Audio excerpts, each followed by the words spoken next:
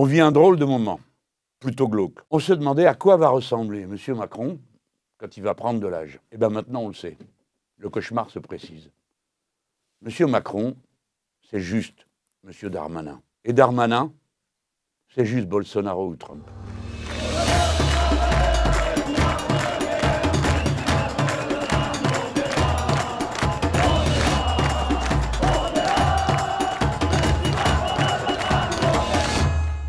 Le jeudi 6 avril, c'est à nouveau une journée nationale d'action. Ce sera la 76e journée de lutte et la 11e journée nationale d'action. C'est certainement l'un des plus longs, si ce n'est le plus long conflit social qu'ait connu la France et le plus massif. Comme tout le monde, j'ai craint et je continue à craindre le poids de l'effort que demande une telle lutte sur le dos de ceux qui sont en première ligne de ce combat, c'est-à-dire les travailleurs qui, à l'appel de leur syndicat, font la grève, pour certains, depuis 3 semaines. Et c'est en pensant à eux, au poids de ce qu'ils portent sur le dos, que je me suis demandé comment on pouvait être utile pour venir plus nombreux à la rescousse, plus nombreux dans le rapport de force. Et c'est comme ça que j'ai suggéré sur France 3 que les syndicats peut-être appellent à une grève générale le 6 avril. Déjà notez ceci, je n'appelle pas à la grève générale. Je vous le dis parce que j'ai vu une dépêche de l'AFP qui a refusé de la modifier. J'ai vu plusieurs questions de journalistes,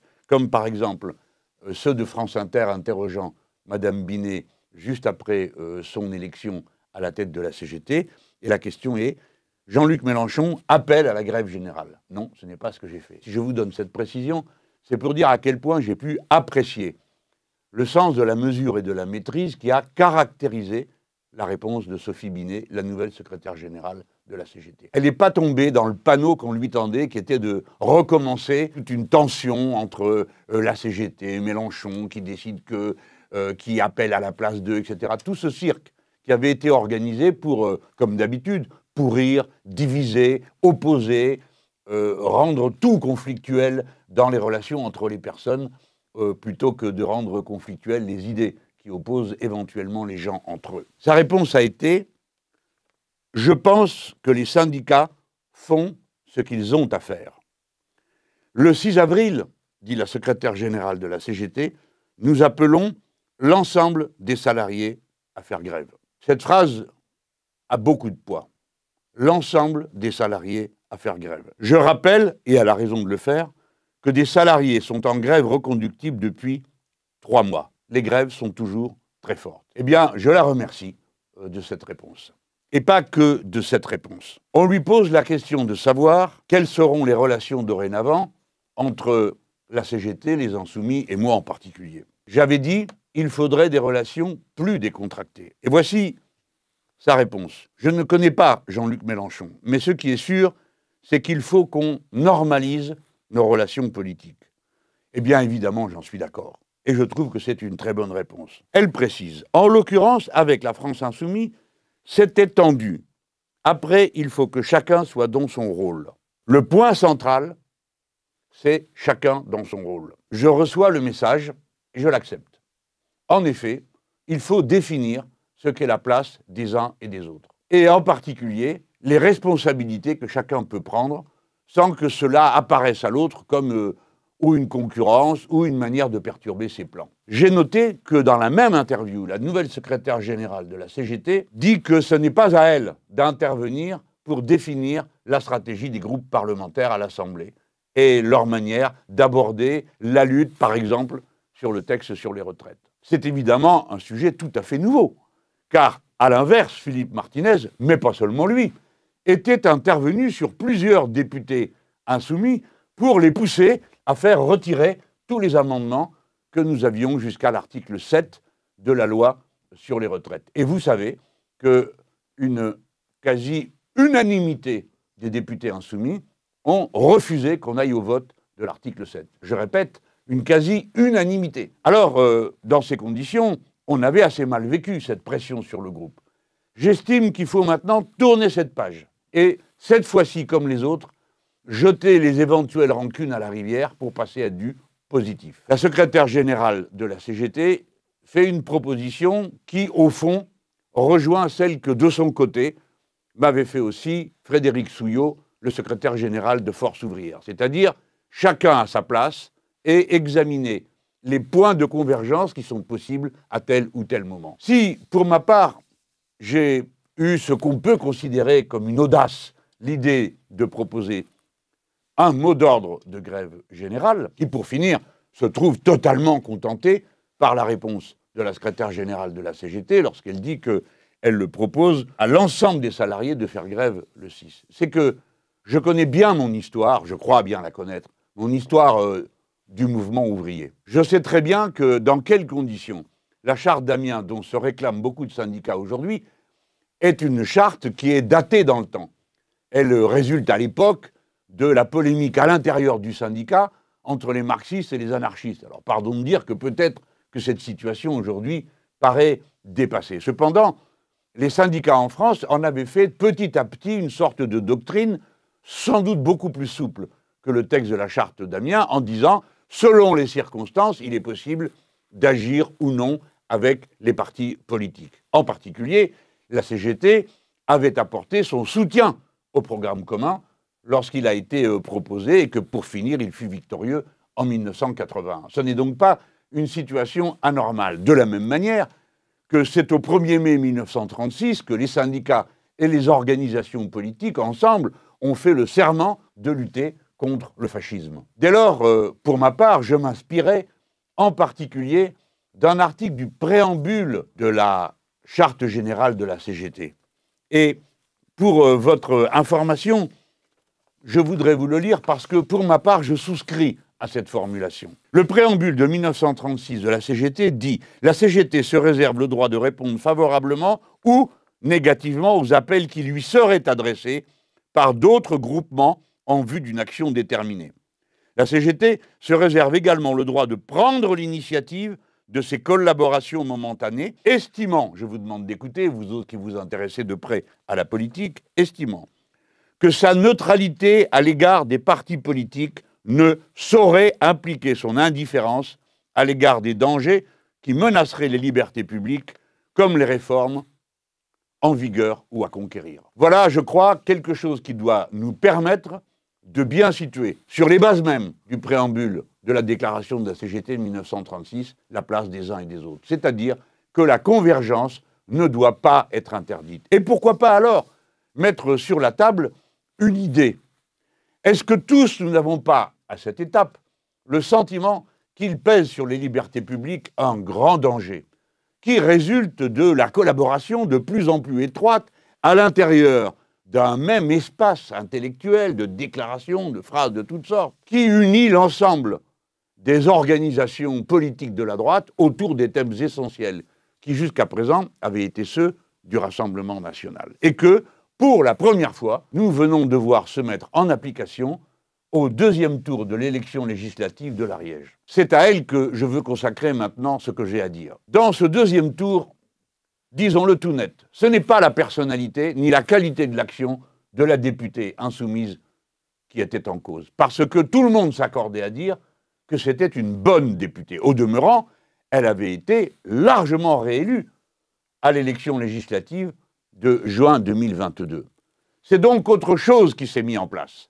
Et c'est ce mécanisme qu'il faut bien comprendre par-delà les jubilations de gens, à mon avis, totalement irresponsables, qui font de cette affaire de l'élection partielle de l'Ariège une sorte de prototype qui viserait seulement la question des insoumis. Non, ce qui se passe là-bas est très grave. C'est M. Raffarin, l'ancien Premier ministre, qui l'a résumé en disant « Il se forme un front républicain », pour ma part j'estime que c'est un renversement du front républicain, de tous contre la NUPES. Et en effet, on a vu on les appelle comme ça, mais je me demande pourquoi, des dissidents du Parti socialiste. En réalité, ces gens passent le plus clair de leur temps à tirer sur leur propre parti, sa direction et tous ses alliés. Mais enfin, dissidents du Parti socialiste, candidats, siphonnant toutes les voix du macronisme et se présentant au deuxième tour avec l'investiture du parti macroniste et le soutien de l'extrême droite et des partis de la droite. C'est la première fois qu'une conjonction pareille s'affiche publiquement, s'exprime et donc en quelque sorte produit un résultat dont ensuite il se réclame. Il y a donc l'émergence dans notre pays d'une forme nouvelle de la droite. Alors, l'économiste et penseur Stefano Palombarini avait, en quelque sorte, donné un coup d'œil assez frappant sur le résultat de l'élection de juin 2022. Il avait dit, il y a 3 blocs, l'extrême droite, la NUPES. À peu près équivalent, c'est vrai. Pour ma part, je rajoutais, il y en a un 4e, ce sont les abstentionnistes, et c'est eux qui, en basculant d'un côté ou de l'autre, peuvent provoquer une dynamique. Palombarini avait dit, peut-être que les choses peuvent se passer autrement, c'est-à-dire que si les droites se joignent, alors elles vont peser d'un poids si lourd qu'elles peuvent être, elles, la dynamique de la situation. Autrement dit, si on trouve en France une formule à la Bolsonaro, à la Trump, à la Orban en Hongrie, eh bien alors, ils peuvent l'emporter et écraser tout autour d'eux. Et c'est ce à quoi nous sommes en train d'assister, cette jonction de toutes les droites. Qu'elles soient en état d'écraser tout le reste est une autre paire de manches, car nous sommes là. Je vais y venir. Mais commençons par faire ce constat. Et l'homme qui incarne cette situation, c'est M. Darmanin. Parce que lui a assumé, sans fioriture, ce que M. Macron a commencé à dire. Mais M. Macron ne compte plus, parce que d'une part, il est complètement bloqué par le résultat de ce qu'il a provoqué avec les retraites, et dont il ne veut pas démordre. Et deuxièmement, il ne peut plus être candidat à l'élection présidentielle. Par conséquent, à l'intérieur des droites, la question qui est ouverte, c'est quel sera le prochain personnage et où est le centre de gravité de la droite. À la précédente élection, le centre de gravité s'était situé quelque part entre le centre-gauche et le centre-droit, c'est-à-dire M. Macron, issu du gouvernement Hollande et en même temps tenant un programme libéral. À l'époque, il avait intitulé son livre « Révolution ». Apparemment, le mot ne faisait pas autant peur à ses alliés qu'il le fait aujourd'hui à mon sujet. Mais voilà comment ils avaient dit « cet homme-là correspond à la nouvelle synthèse des idées qui traînent ». 6 ans après, la catastrophe est totale pour cette orientation politique, et d'ailleurs, dans le monde entier, elle subit des revers. Mais au profit de qui?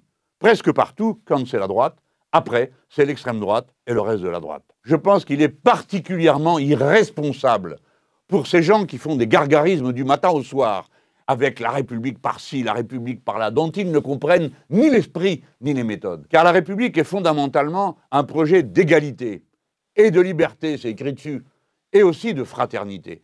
Et donc, en procédant à cette opération de diabolisation permanente des insoumis, et en me transformant en une sorte d'épouvantail permanent, ces gens agissent méthodiquement pour faire émerger cette nouvelle voie politique en France, c'est-à-dire la même chose que ce qu'on trouve en Italie avec Mme Meloni ou Orban en Hongrie, comme je l'ai dit tout à l'heure, Bolsonaro ou Trump. Ce sont les mêmes. Voilà ce qui est en train de se réaliser sous couleur de frapper les insoumis, de dénoncer la violence et ainsi de suite. Et tout ce cinéma qui est mis en place, mais qui a des conséquences tragiques, puisque nous avons vu comment, à Sainte-Soline, un guet-apens, un traquenard a été organisé, dont le résultat a été plus d'une centaine de blessés et 2 personnes dans le coma parmi les manifestants. C'est dire à quel sommet l'irresponsabilité gouvernementale peut arriver. En attendant, prenons les faits pour ce qu'ils sont. M. Macron est président de la République jusqu'à la fin de son mandat, et dans l'intervalle, il va manœuvrer pour faire émerger cette solution politique dans le pays. Et il y a déjà un homme qui se présente, qui s'avance sur la scène, qui s'avance pour être Premier ministre à la place de Mme Borne, c'est M. Darmanin. Voilà ce que signifie l'élection dans l'Ariège. Je suis heureux de voir que, ici ou là, des consciences s'éveillent et comprennent que le petit jeu dans lequel était enfermée la discussion politique, si on peut appeler ça une discussion, tous contre Mélenchon, tous contre la NUPES, est un jeu très dangereux quand on est de gauche. Je voudrais vous rappeler que les Insoumis ont rassemblé sur ma candidature 22% des suffrages et presque 8 millions de personnes à l'élection présidentielle. Il s'en est fallu d'un cheveu, oui, d'un cheveu, la candidature de Fabien Roussel, que j'accède au 2e tour et donc que l'histoire puisse être éventuellement totalement modifiée. Notamment parce que, gagnant ou perdant, en toute hypothèse, j'aurais laissé un socle d'où redémarrer la fois d'après. Cela nous a été interdit, mais, je l'ai dit, on jette les rancunes à la rivière. Regardons ce qui est, et que voit-on? Le Parti socialiste de Mme Delga et des autres personnes qui se sont alliées avec la droite et l'extrême droite dans l'Ariège a réuni 1,7% des voix. Le Parti communiste, 2,2%. Et Europe Écologie Les Verts, 4,6. Je ne dis pas que tous ces résultats soient figés pour l'éternité. Certains sont irréversibles. Je ne crois pas que ce soit le cas pour tout le monde.